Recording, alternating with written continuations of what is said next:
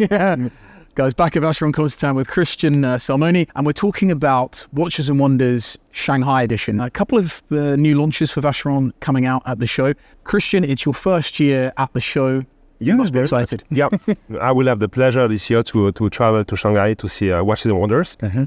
And yes, I really, I really look forward, and I'm pretty happy also that we are showing some novelties from Vacheron Constantin, which will be launched for Watches and Wonders Shanghai. And we're talking about the Traditionnelle.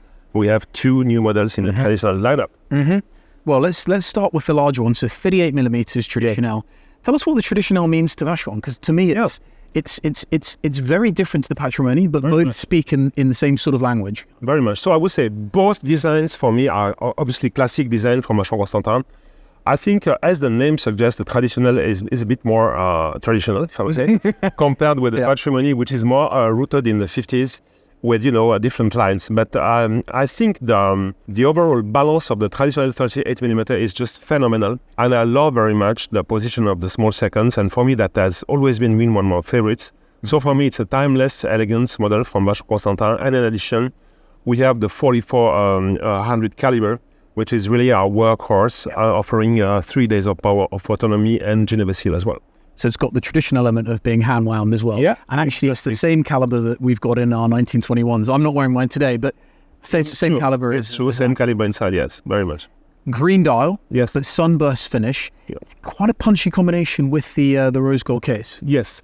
So you might remember, Justin, that during Watches and Wonders Geneva, we just launched in the middle of the week a beautiful tourbillon in the Traditionnelle lineup. Yes. In platinum with also a deep green dial. Mm-hmm. There are multiple possibilities when we speak about classic design, classic dress watches, to really express our creativity.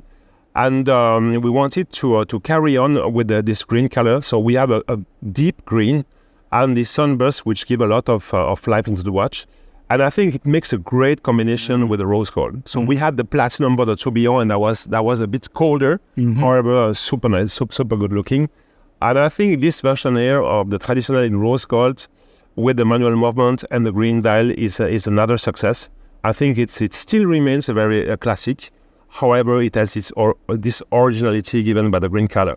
You know what's really interesting? It's the sunburst finish, and combined with the Dauphine, the dagger hands and the markers, which have so much depth to it. Yes. For a very simple dial, it's got incredible depth to it. The more time I spent with it today, the more I've seen this incredible depth.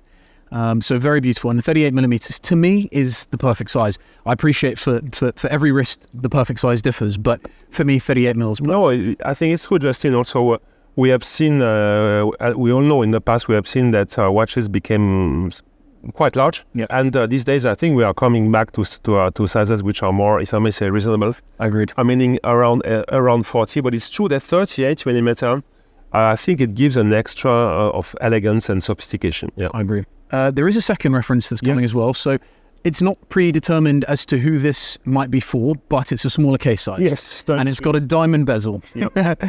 Very elegant, very, very elegant as well. So we could... They are not really designed as pair watches, but they could be pair watches, for example.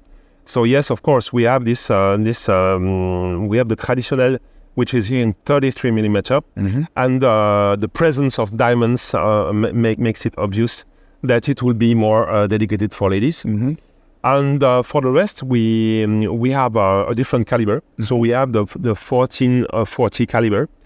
Which is an evolution of the previous movement, the 1400, so which has been, in a way, improved. I think the rest of the elements are pretty similar to the 38 millimeter, with the difference that we don't have the small seconds. Yes. Because in such a small diameter, it doesn't look so elegant, I think.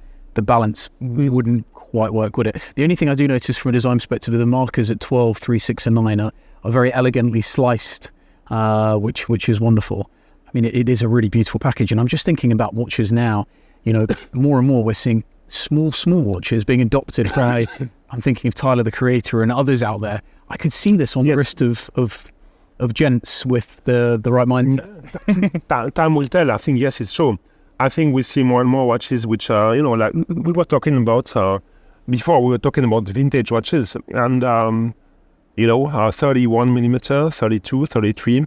were actually very much gentleman sizes, not so long ago, or in the beginning of the 90s, for example. So it will be interesting to see whether we will see or not the comeback of 33mm watches for men in the future. And just to be clear, these two models are not limited editions. No, they are not. And they're not boutique exclusive either. So that's exciting. So we should see them out and about. Christian, thank you as always. Enjoy the show. I'm looking forward to hearing how it differs from the Geneva. Okay, great. Thanks a lot. Cheers. For the best.